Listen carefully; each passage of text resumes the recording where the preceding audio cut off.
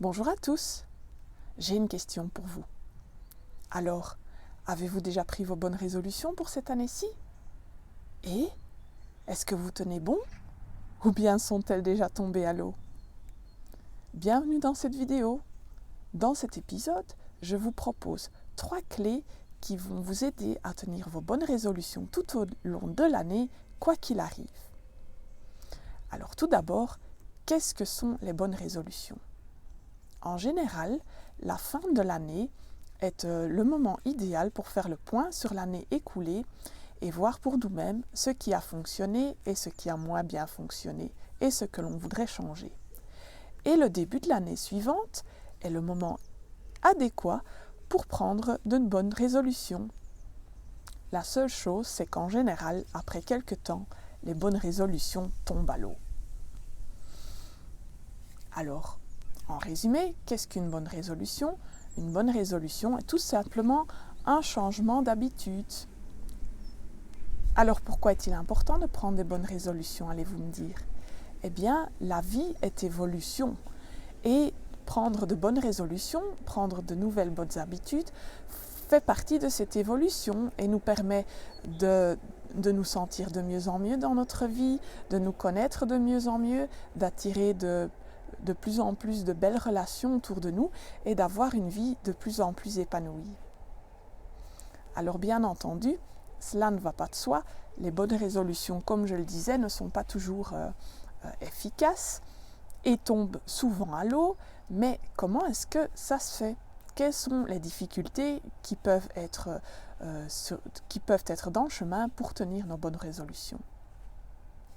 Alors la première difficulté est l'inaccessibilité. Il peut arriver que nous décidions de faire des changements trop grands ou trop brusques dans notre vie. Un bon exemple est une personne qui boit du café tout au long de la journée, 10 tasses, 15 tasses, et qui tout d'un coup décide de ne plus boire de café. Cela peut être inaccessible pour cette personne et donc difficile à tenir sur le long terme. Un deuxième facteur qui peut être dans le chemin de tenir nos bonnes résolutions sur le long terme est notre entourage. En général, nous nous sentons extrêmement enthousiastes et excités lorsque nous voulons prendre des bonnes résolutions ou que nous faisons notre liste et nous allons de gaieté de cœur partager ces changements ou ces buts ou notre enthousiasme avec les personnes de notre entourage. Alors, de deux choses l'une, il se peut que votre entourage vous soutienne, mais il se peut également que les personnes à qui vous en parlez soient dubitatives, ne vous sentent pas capables ou aient elles-mêmes des difficultés par rapport à ces résolutions et vous mettent des bâtons dans les roues. Alors la troisième difficulté pour tenir vos bonnes résolutions au long terme est votre subconscient. Le subconscient est donc cet gigantesque ordinateur qui enregistre tous nos faits et gestes et toutes nos expériences depuis avant notre naissance jusqu'à aujourd'hui. Il faut savoir que notre subconscient a surtout été programmé par notre entourage lors de notre petite enfance jusqu'à environ 7 ans et que donc tous nos faits et gestes, nos relations, la manière dont nous fonctionnons dans la vie, eh bien, est directement relié à ces programmations. Ce qui rend également la tâche difficile lorsque nous voulons changer nos habitudes. Voici maintenant le moment de vous donner 3 clés qui vous aideront à tenir au long terme vos bonnes résolutions. La première clé est l'accessibilité. L'accessibilité en tant que but, en tant que changement, et l'accessibilité dans le temps, en laps de temps. Pour reprendre l'exemple de tout à l'heure concernant la personne qui boit du café tout au long de la journée et qui décide de prendre la résolution d'arrêter de boire du café, peut-être se dit-elle « Demain, j'arrête de boire du café. Demain, c'est fini, je ne bois plus de café. » Alors, l'inaccessibilité me semble très claire dans cet objectif. Prendre un but qui est plus accessible serait dans ce cas-ci, par exemple, je décide au 1er février de boire, de passer de 15 tasses de café à 10 tasses de café. Au 1er février, on remet un but qui serait au 1er mars. Je passe de 10 tasses de café par jour à 5 tasses de café par jour. Et puis au 1er avril, de 5 tasses de café à 3 tasses de café. Au 1er mai, de 3 tasses de café à 1 tasse de café. Et au 1er juin, on a arrêté de boire du café. Cela est beaucoup plus accessible dans le temps et dans l'effort qui a à être fourni.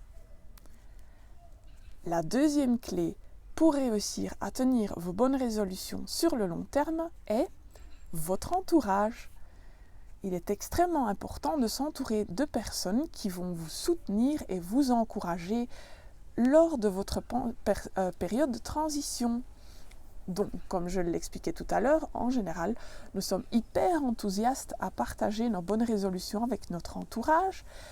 Je ne vous demande pas non plus de mettre à la porte toutes les personnes de votre entourage, ou la plupart des personnes, mais de simplement partager les bonnes résolutions que vous voulez prendre ou les changements positifs que vous voulez opérer dans votre vie avec des personnes dont vous êtes certaine qu'elles vont pouvoir vous soutenir, avec qui vous allez pouvoir rendre des comptes, je veux dire dans le but de vous soutenir, ou bien qui vont pouvoir vous aider dans votre changement et vous motiver.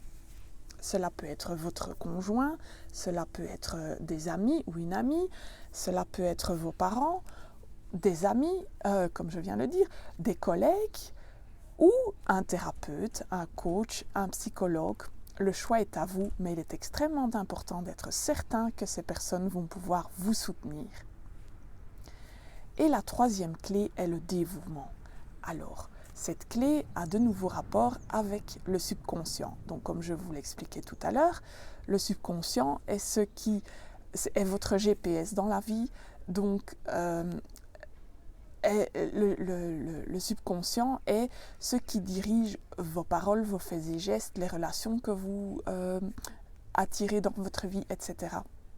Et donc, changer une habitude qui est programmée dans votre subconscient ne va pas de soi, cela prend du temps. Il existe de nombreuses techniques qui peuvent également vous soutenir dans la reprogrammation de votre subconscient, mais en toute facilité et sans devoir aller voir un thérapeute ou prendre des cours, etc. Le dévouement est également quelque chose qui peut vous soutenir et vous permettre de changer vos habitudes lors de la prise de décision. Alors le dévouement, qu'est-ce que c'est ? C'est de prendre la décision de vous tenir à vos buts et de chaque jour qui passe, de travailler à votre but. Donc, dans l'exemple de la prise de café, si votre but est de passer de 15 tasses de café à 10 tasses de café sur un mois de temps, eh bien, il faut que tous les jours du mois, vous buviez effectivement 10 tasses de café au lieu de 15. Et si ce n'est pas le cas, vous pouvez repartir à zéro. L'exemple, je ne sais pas s'il est compréhensible, mais le dévouement est une clé essentielle dans la prise de bonnes habitudes et les changements positifs que vous voulez opérer dans votre vie. Cela peut aller de nouveau cela est valable pour toutes les catégories de votre vie, tant au niveau physique, comme par exemple arrêter de prendre du café sur un certain laps de temps. Cela peut être au niveau mental, décider de lire un livre de croissance personnelle. De nouveau, vous pouvez vous dire, voilà, au 1er février, j'achète le livre. Au 15 février, j'ai lu le premier chapitre du livre. Au 1er mars, j'ai lu la moitié du livre. Cela peut être au niveau émotionnel. Vous pouvez vous donner comme bonne résolution d'apprendre à mieux gérer vos émotions, votre colère, votre tristesse, etc. Ça peut être concernant une relation, de se dire tiens, cette personne-là, je remarque qu'elle est relativement toxique dans ma vie et je vais prendre la résolution d'avoir moins de contact avec elle. Voilà, le choix est à vous et les possibilités sont illimitées. J'espère que cette vidéo vous aura encouragé et vous aura aidé à prendre et tenir bon dans la prise de vos bonnes résolutions. Si c'est le cas, je vous invite à vous abonner à mon canal pour être tenu au courant de toute nouvelle vidéo qui est postée. Et je vous invite à partager cette vidéo avec toutes les personnes que cette vidéo pourrait également soutenir et aider. Et voilà, je vous souhaite d'ici la prochaine vidéo une excellente journée et je vous souhaite également de prendre bien soin de vous. À la prochaine fois, à très bientôt. Au revoir.